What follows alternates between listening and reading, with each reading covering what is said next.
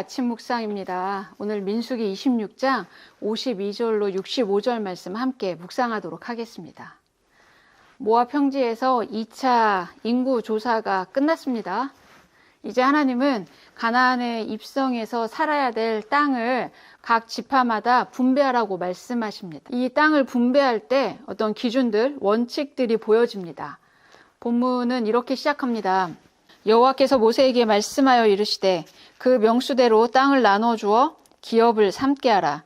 수가 많은 자에게는 기업을 많이 줄 것이요 수가 적은 자에게는 기업을 적게 줄 것이니 그들이 계수된 수대로 각기 기업을 주되. 땅 분배 원칙 첫 번째는 명수대로입니다.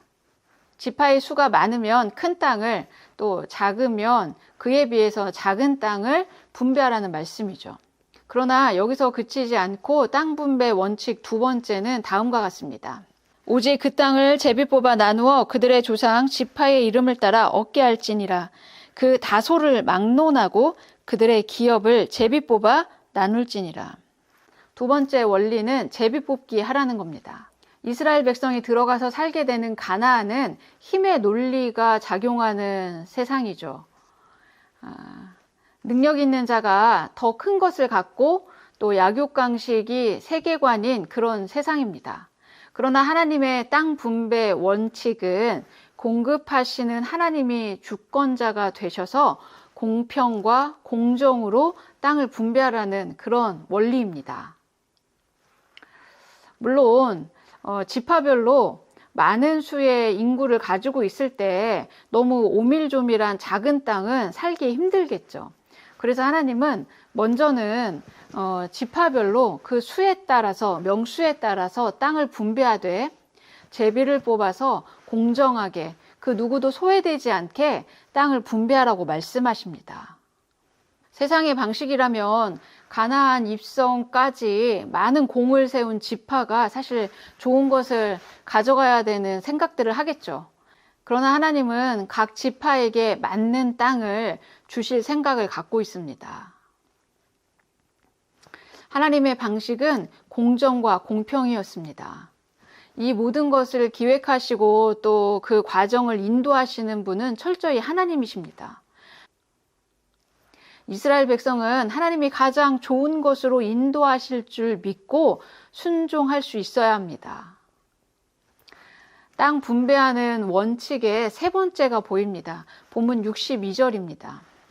1개월 이상으로 계수된 레위인의 모든 남자는 23,000명이었더라. 그들은 이스라엘 자손 중 계수에 들지 아니하였으니 이는 이스라엘 자손 중에서 그들에게 준 기업이 없음이었더라. 레위인은 열외입니다. 왜냐하면 레위인들은 해야 될 일이 달랐잖아요. 가나안 입성하면 48개 성읍으로 흩어져서 각 지파를 위해 성막에서 일하는 일, 성막을 섬기는 일을 레위인들이 해야 했습니다. 레위인은 기업을 받지 않았죠. 땅 분배에서 제외되었습니다. 오늘 인구조사한 숫자를 보니 레위인들도 한 지역을 분배받을 만한 그런 숫자입니다. 그러나 하나님은 레위인들은 열외하십니다. 그러면서 오늘 본문에 이 레위의 후손들의 이야기를 좀 자세히 기록해 두십니다. 레위인으로 계수된 자들의 종족들은 이러하니 게르손에게서 난 게르손 종족과 고앗에게서 난 고앗 종족과 무라리에게서 난 무라리 종족이며 레위 종족들은 이러하니 님니 종족과 헤브론 종족과 말리 종족과 무시 종족과 고라 종족이라. 고앗은 아므람을 낳았으며 아므람의 처의 이름은 요게벳이니 레위의 딸이요 애굽에서 레위에게서 난 자라.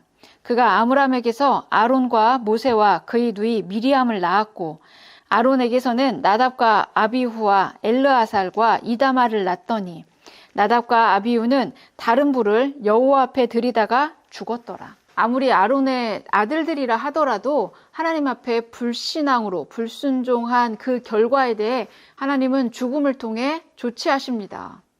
이런 레위의 후손들의 역사는 무엇을 말해줄까요? 신앙생활은 개인의 능력이 중요한 것이 아니라 신앙의 태도가 더 중요하다고 말씀하십니다. 하나님의 축복은 혈통이나 자기의 직분의 일이 아니라 하나님께 순종하느냐 불순종하느냐에 따라 달라진다는 것입니다. 부모들이 자녀들을 바른 신앙으로 세워가야 되는 이유가 여기에 있습니다. 계속해서 하나님의 말씀대로 출애굽 1세대는 2차 인구조사에 포함되지 않네요.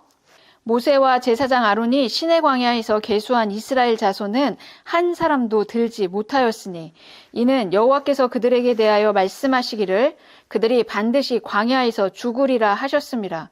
이러므로 여분네의 아들 갈렙과 눈의 아들 여호수아 외에는 한 사람도 남지 아니하였더라.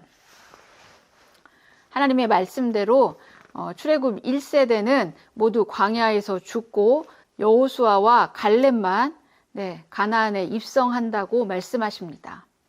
하나님이 말씀하신 대로 오늘 성취되는 것이 오늘 본문에 이렇게 기록되어 있습니다. 하나님은 가나안을 향해 가는 하나님의 백성들이 가나안 땅에서 하나님의 정체성을 갖고 살기를 원하십니다. 땅 분배를 살펴보면 하나님은 세상의 힘의 논리가 아니라 공정과 공평으로 땅을 분배하라고 하셨고 토지의 크기는 다르지만 경제적인 차이는 전혀 느껴지지 않도록 하나님은 그렇게 땅을 분배해 주시고 기업을 주십니다. 레위 지파에게도 마찬가지죠. 하나님은 그들이 하나님의 성막의 일에 집중할 수 있도록 각 지파별로 레위들을 공급하고 또 살게 하라고 말씀하십니다. 하나님은 우리의 머리털의 개수까지 세신다고 말씀하시죠. 우리가 인생을 살면서 내가 받은 기업, 또 내가 살고 있는 삶의 바운더리가 다른 사람들에 비해 너무 작다고 또 왜소하다고 아무것도 아니라고 우리는 비교하며 또 실망할 때가 많습니다. 그러나 하나님은 우리의 작은 신음에도 응답하시고 또 우리를 이 땅 가운데 하나님의 자녀로 굳건히 살도록 인도하시는 아버지 되십니다. 그러니 우리에게 주어진 삶의 영역 가운데 하나님과 동행하는 것이 제 1순위가 되어 하나님이 공급하시는 것을 자족하며 기쁨으로 하루하루 살아내는 믿음, 오늘 우리에게도 필요한 줄 믿습니다. 하나님은 우리를 훈련시키십니다. 하나님은 우리에게 공급하십니다. 하나님은 이 땅에서 우리가 하나님의 사역자로 살 수 있도록 매 순간 만나와 매출하기로 우리를 인도하시는 가장 좋은, 가장 안전한 주님이신 줄 믿습니다. 오늘 그 믿음으로 땅을 분배하시는 그 하나님의 사랑, 그 은혜 충분히 누리시는 저와 여러분 되기를 축원합니다. 잠시 기도하도록 하겠습니다. 사랑이신 주님, 감사 영광 올려드립니다. 우리의 연약 집안들은 다른 사람들과 비교하고 나의 것이 작다고 그런 연약함들이 날마다 우리의 삶 가운데 올라옵니다. 그러나 주님은 공정과 공평으로 이스라엘 지파의 땅을 분배하셨고 모든 지파가 함께 하나님의 나라를 향해 살아갈 수 있도록 공급하시는 주님이신 줄 믿습니다. 우리의 작은 신음에도 또 우리의 연약 집안들을 잘 아시는 주님께서 또 우리의 삶 가운데 필요한 것들을 공급하시고 살아낼 수 있도록 세임과 능력을 주실 줄 믿습니다.